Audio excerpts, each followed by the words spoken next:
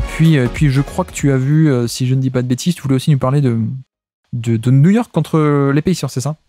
Ouais. Je vais essayer de faire rapide pour pas trop m'étaler sur les Knicks parce que franchement, c'est une équipe assez incroyable. Hein. C'est incroyable ces Knicks. Ça fait très longtemps que je me suis pas autant enflammé pour une équipe. Mais non, le point intéressant, c'est que les Knicks du coup jouaient décimés. Il y avait pas Quentin Grimes, il y avait pas OG Anunoby, il y avait pas évidemment Mitchell Robinson. Il y avait pas qui est-ce que j'oublie d'autre. Bon, il y avait plein de blessés. Il y avait pas Julius Randle, on en a parlé au début d'émission. Et donc, Thibodeau est un peu obligé de tenter des choses dans les rotations. Et ce qui est intéressant, je trouve, c'est qu'on a eu Precious Achiuwa, du coup, qui a joué poste 4, enfin, qui n'a pas joué en tout cas, pivot défensivement. Et ça, j'ai trouvé ça assez intéressant, même très très intéressant, parce que c'est sans doute le meilleur match de Precious Achiuwa sous le maillot des Knicks.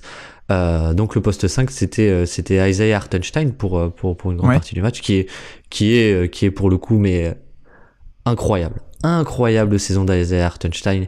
Ce qui est incroyable c'est que hashtag chouchou, vrai pivot titulaire NBA, on est d'accord. Ouais, hashtag préparez-vous pour le contrat qu'il va avoir cet été. Mais oui, c'est vrai aussi, ouais. Mais ce qui est incroyable, je trouve, c'est que grâce à lui, Thibodeau peut avoir de la vraie variété défensive en fait. Et dans ce match, on l'a vraiment beaucoup vu, c'est-à-dire qu'il y a des séquences où c'est du drop, Isaiah Hartenstein il drop. Il y a des séquences, en fait, non, pardon, on commence plutôt avec du edge sur Haliburton. Et puis quand Haliburton sort, on passe à du drop classique. Et en fait, dans les deux situations, Isaiah Hartenstein est incroyable. Et il y a même des séquences de switch qui sont assez incroyables. Donc Isaiah Hartenstein, gros kiff tout simplement. Et en plus offensivement, il y a le passing game, donc c'est génial. Il y a les rebonds offensifs. Les Knicks ont gagné le match avec beaucoup de rebonds offensifs sur ce match. Mais du coup, Precious Achiuwa, pour en revenir à lui. Oui, parce que tu t'es perdu sur ton amour de Hartenstein, mais t'avais commencé sur Achiuwa. Heureusement que j'ai dit que je ferais pas trop long dessus. Mais Precious Achiuwa qui, du coup, ce que j'ai trouvé intéressant, donc il y a toujours ces rotations qu'il ne fait pas parfois.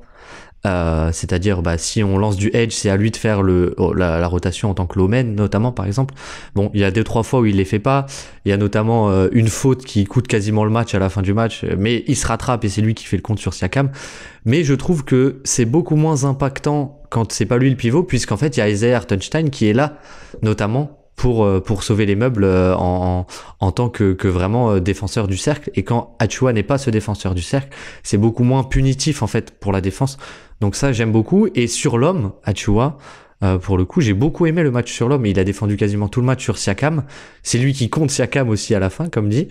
Et mine de rien, il y a beaucoup plus de bonnes rotations quand même, malgré tout.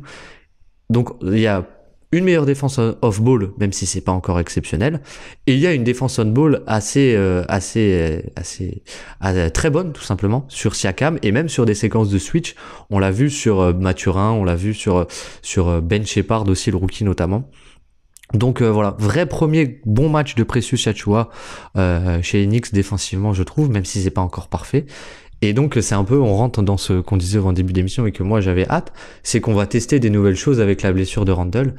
Et ça marche pour l'instant, ça marche. Les Knicks sont sur la plus grande série de victoires de cette saison 2023-24 et il faut le souligner quand même.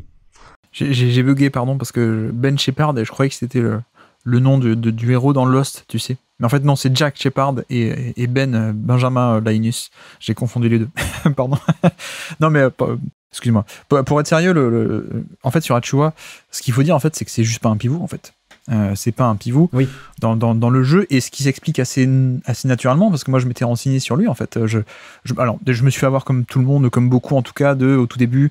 Il a un peu il correspond aux critères de fantasme du pivot moderne, c'est-à-dire du switch, de la mobilité folle, qualité athlétique, et en plus en attaque il a du dribble et il a du shoot. Donc tu te dis, ah mais c'est parfait, c'est le pivot moderne.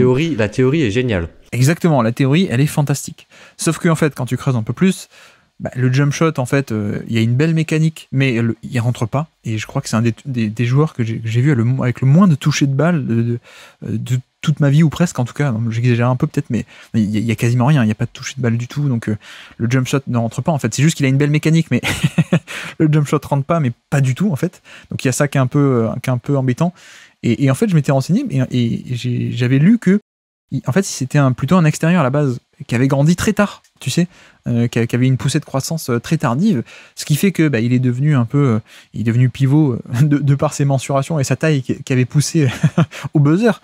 Mais voilà, c'est aussi pour ça, je pense que on l'explique comme ça, que c'est pas un vrai pivot dans le jeu, quoi. Donc il a pas tous ces réflexes de défense loin du ballon, de défense collective, de trucs de pivot. Et c'est pour ça que je pense qu'il faut un peu déjà le fantasme du pivot switch plus jump shot, non, évidemment non, il n'y a pas le jump shot du tout, il n'y a peut-être même pas forcément beaucoup d'attaques du tout, que ce soit jump shot ou drive, finition, etc.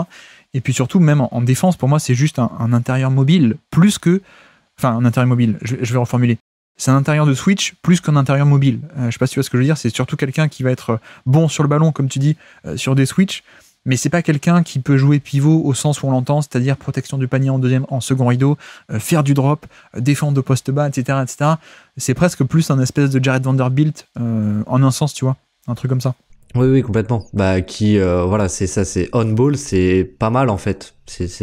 Mais c'est là où c'est intéressant, c'est que si tu switches avec lui, tu constates pas forcément de mismatch. Mais ça s'arrête un peu là, quoi. Ça s'arrête un peu là. Mais ça rappelle aussi, c'est bien de rappeler à quel point est-ce que le cerveau de Draymond Green est fabuleux. Parce que la mobilité, ça fait pas tout. C'est surtout le cerveau pour la défense collective et pour tout le reste, quoi.